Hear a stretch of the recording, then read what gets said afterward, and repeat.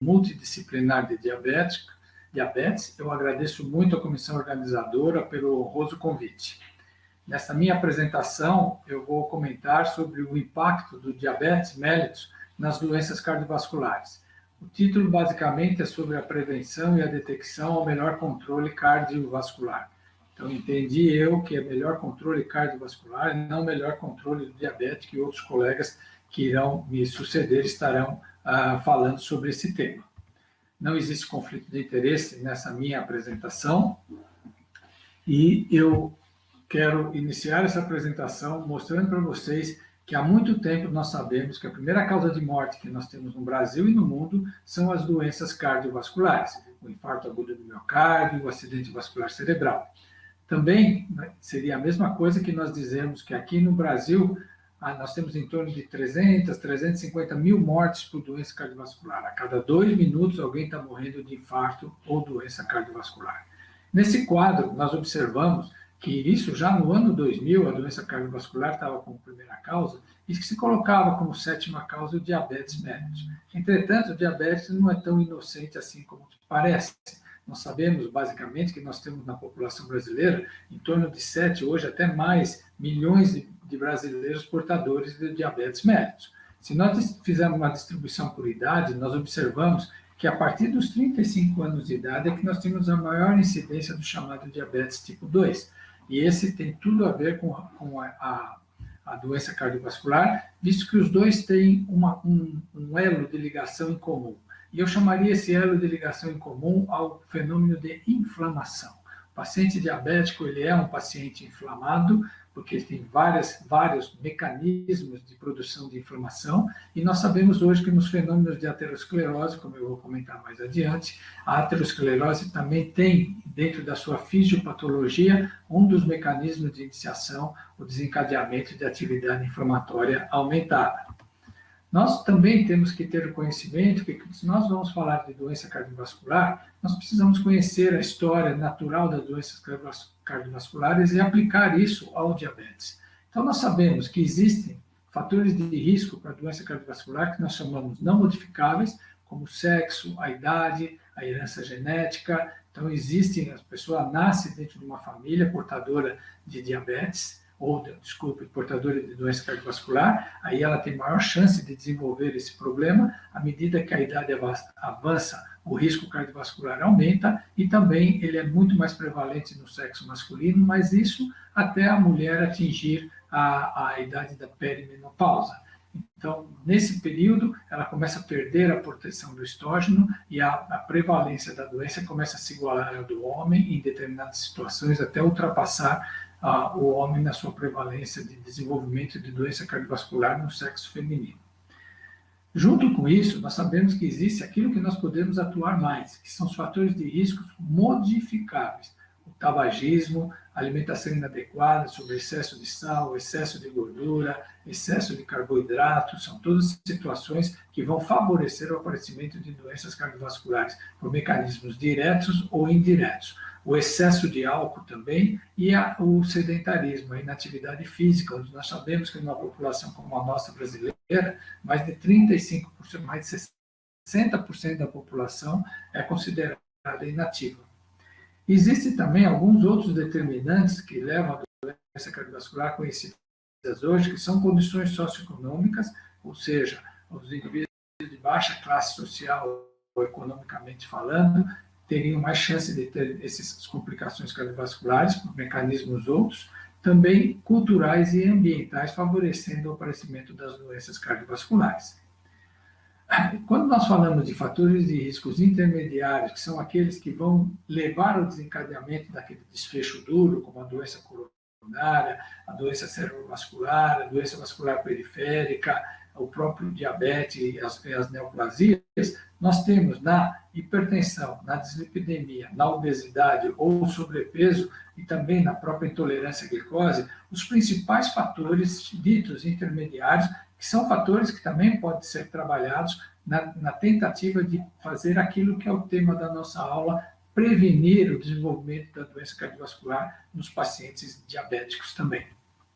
Então, dentro dessas prevenções cardiovasculares, nós diríamos que a avaliação e o manuseio dos fatores de risco e a agressiva investigação da doença arterial coronariana, seja ela manifesta ou oculta, que também é muito mais frequente nos indivíduos à medida que nós avançamos na idade, tem que ser a nossa meta principal.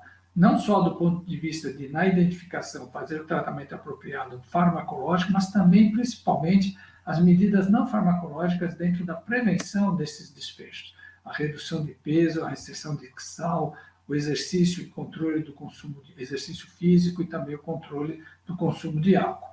Sem contar com a abolição do fumo, tabagismo, hipertensão e diabetes, é uma bomba relógio, não convivem juntos, tratar as dislipidemias e também a monitorização da glicemia desses pacientes quando eles são portadores do diabetes. Então, as metas para a prevenção e o manuseio dos fatores de risco cardiovasculares no paciente com diabetes estão aqui demonstradas. Então, no tabagismo diabético, completa cessação do tabagismo. Essas são as recomendações dos grandes órgãos que nós temos, como a American Diabetic Association. A pressão arterial, de preferência abaixo de 130/80, várias diretrizes colocam isso. Ter um LDL colesterol abaixo de 100, um triglicéride também abaixo de 200, seria o preconizado, mantendo um HDL acima de 40. Esse é o objetivo principal.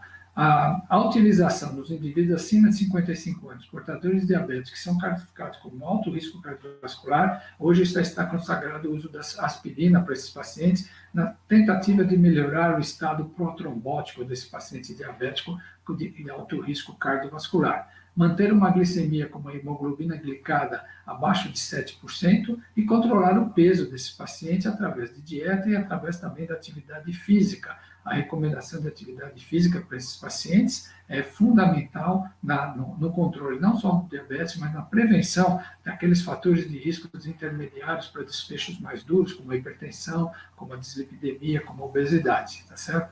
E também evitar os alimentos ricos em gorduras saturadas, ricos em sal, e também ricos em carboidratos, que levam a excesso de peso e aumentando o risco cardiovascular desses pacientes. Essa seria a meta, o objetivo no tratamento desses nossos pacientes portadores de diabetes e com maior risco cardiovascular. Quando nós falamos também dessa parte nutricional, é muito importante nós entendermos hoje que o diabetes ele tem relação a ver também com o excesso de peso. Mesmo que o indivíduo nasça numa família que tenha o fator genético do desenvolvimento do diabetes, ter o diabetes mais cedo ou mais tarde, de uma forma mais leve ou mais grave de se tratar, vai depender do estilo de vida. E dentro desse estilo de vida, nós temos a obesidade. Então, vejam vocês que esse é um grande problema, porque hoje em dia a obesidade é uma epidemia mundial e que o Brasil não foge à regra. Então, nós estamos aumentando o número de obesos, com isso aumentando a prevalência de diabetes mellitus relacionado com excesso de peso. Aqui nós temos o percentual de indivíduos com excesso de peso que nós temos na população adulta, nas capitais dos estados brasileiros, né? E isso já é um dado mais antigo, mas que permanece em torno de 43% do total, nas diferentes faixas etárias, nós temos excesso de peso na população. E quando quando eu falo em excesso de peso, eu estou falando de indivíduos com índice de massa corpórea acima de 25. E quando eu falo da obesidade propriamente dita, eu estou falando de índice de massa corpórea acima de 30 kg por metro quadrado de superfície corpórea. E aí nós observamos também que isso vem aumentando na nossa população, conjunto com isso trazendo a obesidade trazendo a dislipidemia, trazendo a hipertensão e o maior risco cardiovascular e o desenvolvimento de diabetes nessa população. Daí a necessidade de se atuar agressivamente na prevenção desses fatores e da detecção das complicações de órgão-alvo. Dentre essas complicações macrovasculares, nós temos aquelas relacionadas ao processo de aterosclerose. Processo esse ligado à presença de vários fatores de risco, como eu coloquei aqui para os senhores. E essa aterosclerose, também como eu vou comentar mais adiante, ela tem como elo de ligação ao diabetes, principalmente aqueles fenômenos de excesso de atividade oxidativa dos pacientes através de uma maior atividade inflamatória.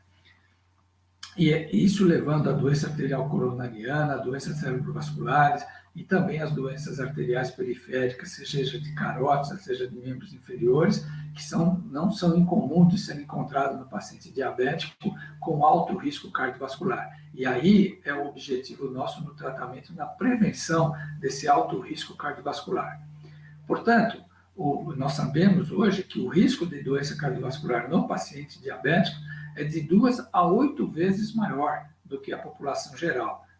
Daí a importância da nossa conversa hoje com vocês sobre a tentativa de prevenir as doenças cardiovasculares no paciente portador de diabetes, porque a sua prevalência é muito maior. Isso também é muito maior em homem do que em mulheres. Nós temos 2 vezes maior risco de doença arterial coronariana e acidente vascular encefálico, e na mulher, depois da menopausa, esse risco aumenta muito também, às vezes ultrapassando até o risco em relação ao sexo masculino. Portanto, nós temos esse elo de ligação entre diabetes e aterosclerose, nós temos atividade inflamatória.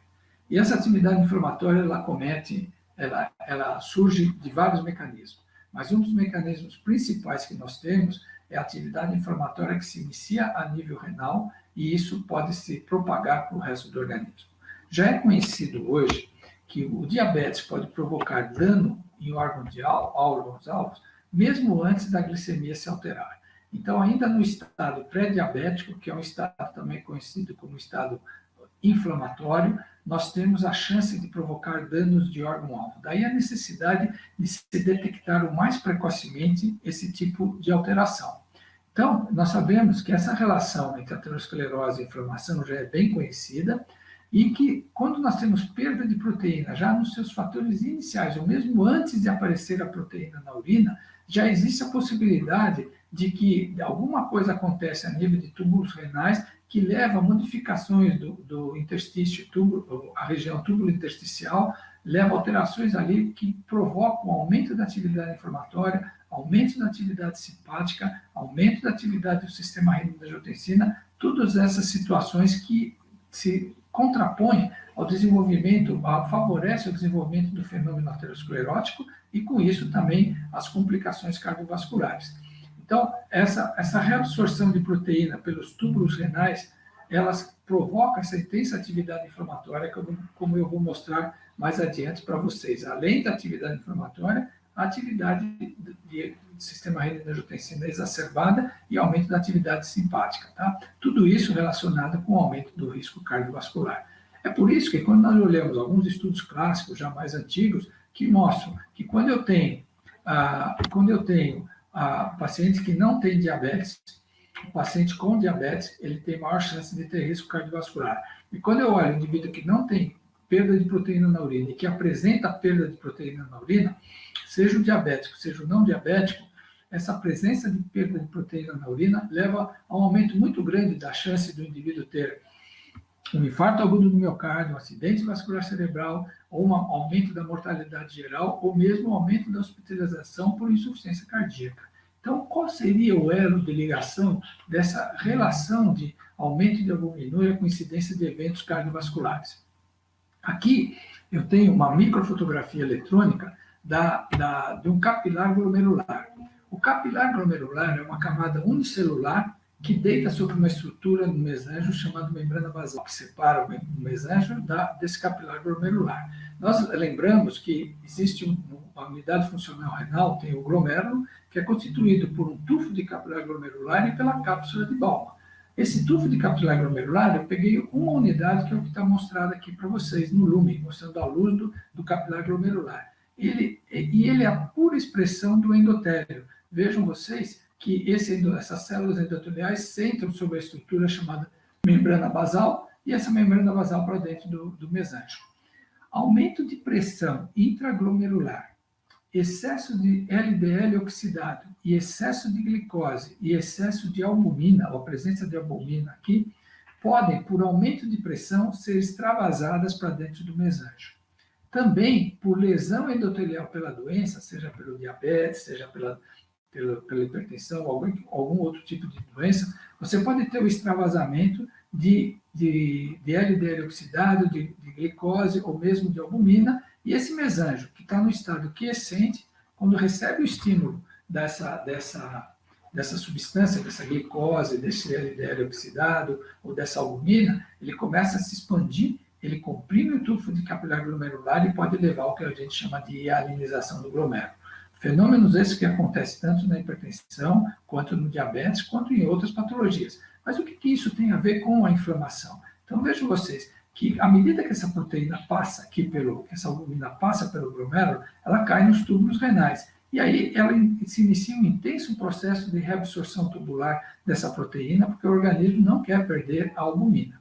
Esquematicamente, eu trago para vocês mostrando aqui aquele lumen, aquela luz do glomérulo que eu falei, do capilar glomerular, o endotélio, a membrana basal e o mesanjo. Então, quando eu tenho aumento de pressão ou tenho dano endotelial, eu tenho extravasamento dessas substâncias que eu falei. E aí nós temos um intenso processo de reabsorção tubular. Então, nós temos a albumina, por exemplo, que passa por essa barreira, cai dentro do filtrado glomerular, se inicia um intenso processo tubular de reabsorção dessa albumina. Enquanto esse túbulo é capaz de reabsorver toda a albumina, nós temos praticamente zero de albumina quando que cai na nossa urina, e só quando a albumina atinge o valor maior do que 30 miligramas por grama de creatinina, é que nós chamamos de dano renal, que existe um dano renal com albuminúria acima de 30 miligramas de albumina por grama de creatinina.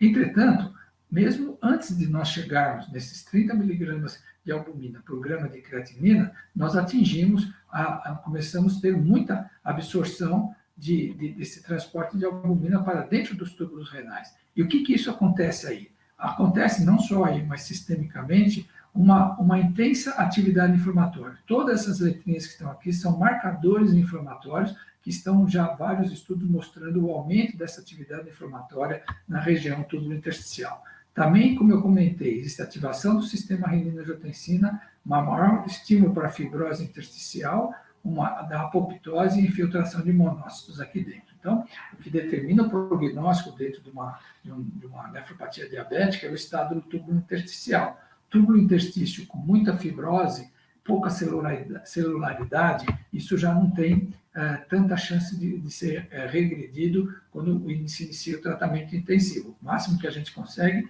é diminuir a velocidade de progressão da doença renal. E quando nós temos, na realidade, muita celularidade, aí o tratamento com dieta hipoproteica, com dieta hipossódica, tratamento com bloqueadores do sistema renina-angiotensina nos seus mais diferentes níveis, a gente consegue até reverter o dano renal dependendo do seu grau de intensidade.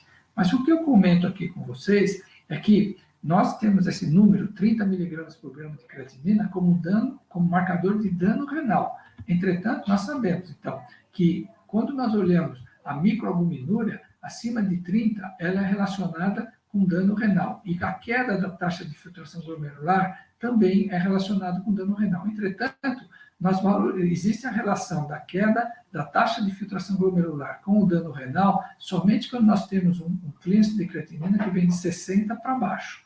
E já em relação à microalbuminúria, nós temos um dado muito interessante que a microalbuminúria, mesmo antes dos 30, já entre 15, acima de 15 miligramas de creatinina, 15 miligramas de albumina por grama de creatinina, acima desse valor, nós já temos o risco cardiovascular aumentado, a chance de um acidente cardiovascular nessa população. Então, vocês vejam que isso é um dado muito importante, que nós temos que avaliar, porque dentro dessa ideia da prevenção do dano cardiovascular no paciente com diabetes, a detecção de microalbuminúria, mesmo antes dos 30 miligramas por grama de creatinina, já mostra para a gente que existe uma intensa atividade inflamatória e o tratamento agressivo desses pacientes é fundamental na tentativa de prevenir. Quanto mais cedo se identifica esses danos de órgão-alvo, melhor o prognóstico na tentativa de prevenir, ou de estacionar, ou de diminuir a velocidade de progressão dessa doença renal desse nosso paciente. Muito bom. Isso dito, nós temos aqui dados que já demonstram mortalidade em pacientes com diabetes tipo 2 na presença de proteinúria e de hipertensão arterial.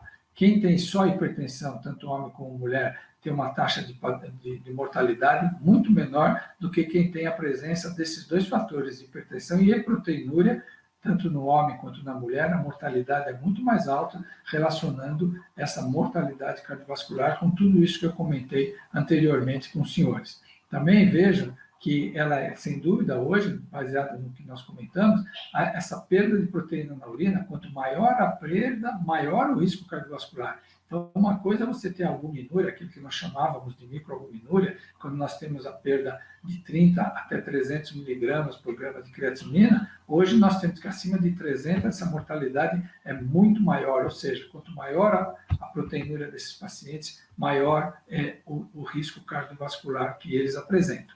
E aqui eu chamo a atenção que muitas situações de pacientes diabéticos que não apresentam doença cardiovascular ainda, mas apresentam, por exemplo, a chamada síndrome nefrótica decorrente do diabetes, qualquer nível que você reduzir a proteinúria, existem indivíduos que têm proteinúria de 10, 12, até mais gramas de proteína na urina de 24 horas, se você conseguir trazer isso ainda em níveis nefróticos, mas mais baixo, você vai ter também uma proteção cardiovascular desses pacientes. Então, sempre na presença de proteinúria, utilizar medidas não farmacológicas e farmacológicas no intuito de diminuir a proteinúria, com isso diminuir a atividade inflamatória, com isso de prevenir eventos ou desfechos cardiovasculares.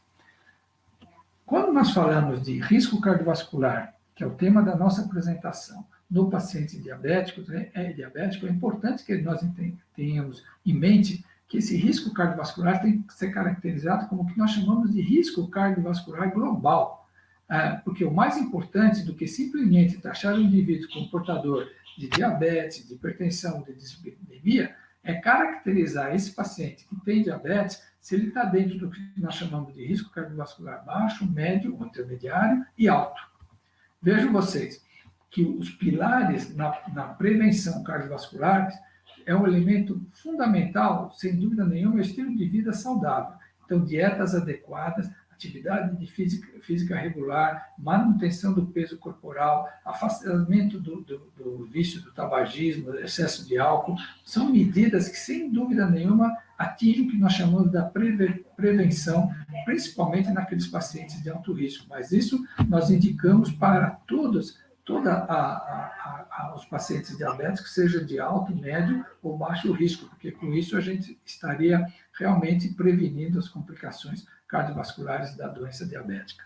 E veja que, na realidade, fazer esse risco, calcular esse risco cardiovascular global, vai depender das ferramentas que nós temos às mãos para poder identificar. Então, quando eu tenho pouca ferramenta, ou melhor, quando eu tenho pouco recurso, eu posso, claro, fazer a classificação clínica, a intervenção de baixa intensidade, porque a gente não consegue identificar os pacientes de maior risco. Já quando eu tenho recursos disponíveis em maior intensidade e eu consigo, sem dúvida nenhuma, fechar o número de pacientes que seriam aqueles caracterizados como risco muito alto e ter uma intervenção de alta intensidade.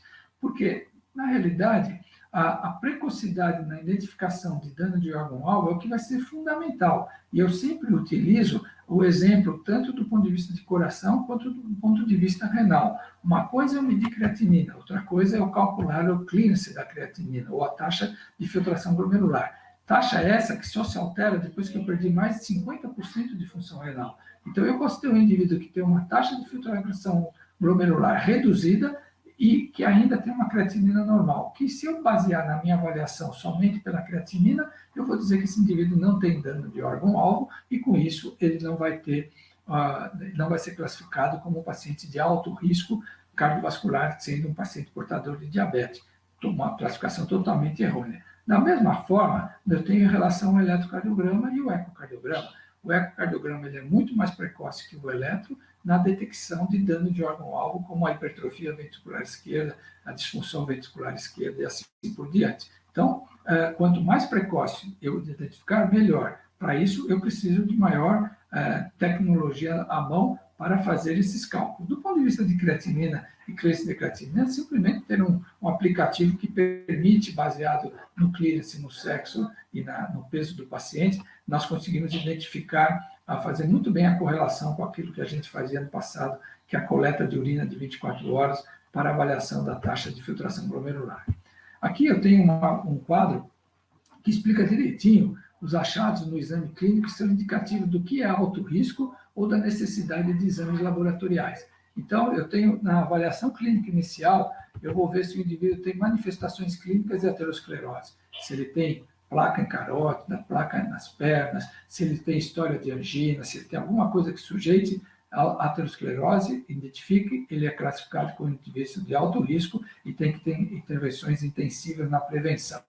Quando esse paciente ele é assintomático, mas tem indícios de maior risco cardiovascular, aí eu faço a avaliação clínico-laboratorial, vou ver se ele tem diabetes, aí baseado em estudos precedentes, ele vai ser classificado em alto, médio risco, né, o risco moderado, e se ele não tem diabetes, eu também vou entrar dentro desse quadro dos indicadores de alto risco para esse paciente. Então, eu vou ver se ele tem história de infarto, de acidente vascular cerebral, isquemia transitória, doença vascular periférica e outras doenças que denotam aterosclerose, ele é classificado de muito alto risco.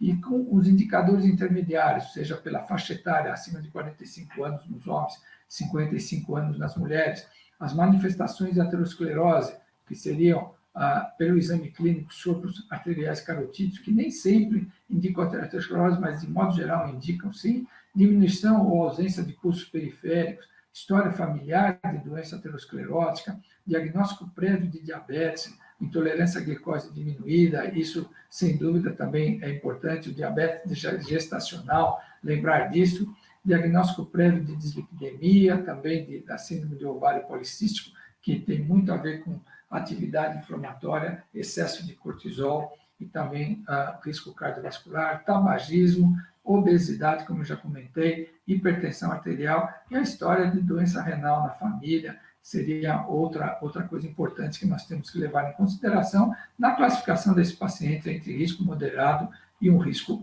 muito alto.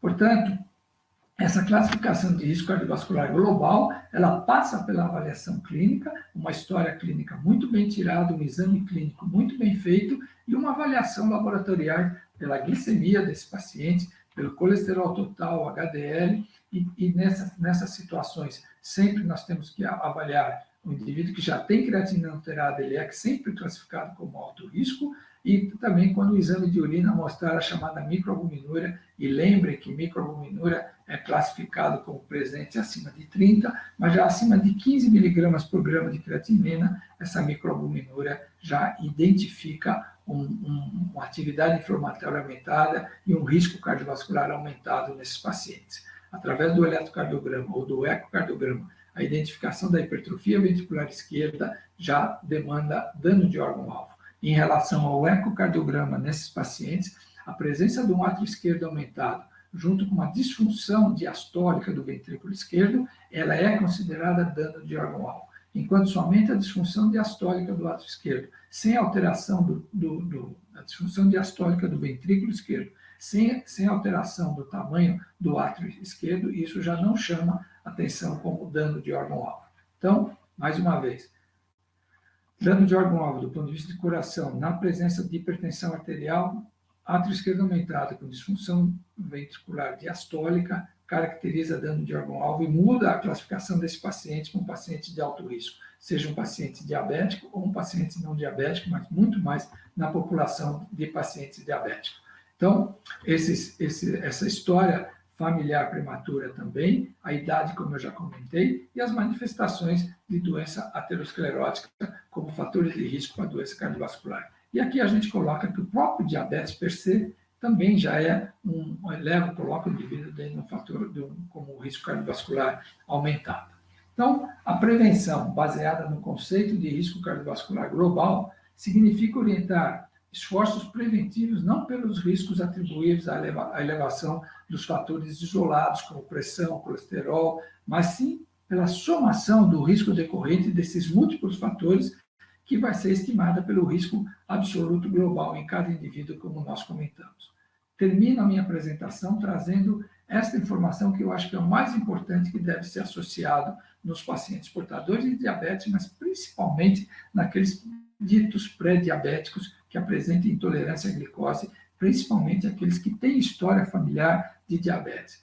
Esse paciente tem que ser identificado os possíveis fatores de riscos modificáveis, como também os fatores de riscos intermediários, como hipertensão, dislipidemia, obesidade, intolerância, e isso, em conjunto, nós vamos ter elementos suficientes na mão para avaliar esse risco cardiovascular global como alto ou intermediário, e aí adotar as condutas mais apropriadas na tentativa de prevenir esses desfechos cardiovasculares, principalmente a doença coronária, a doença cerebrovascular e a doença vascular periférica.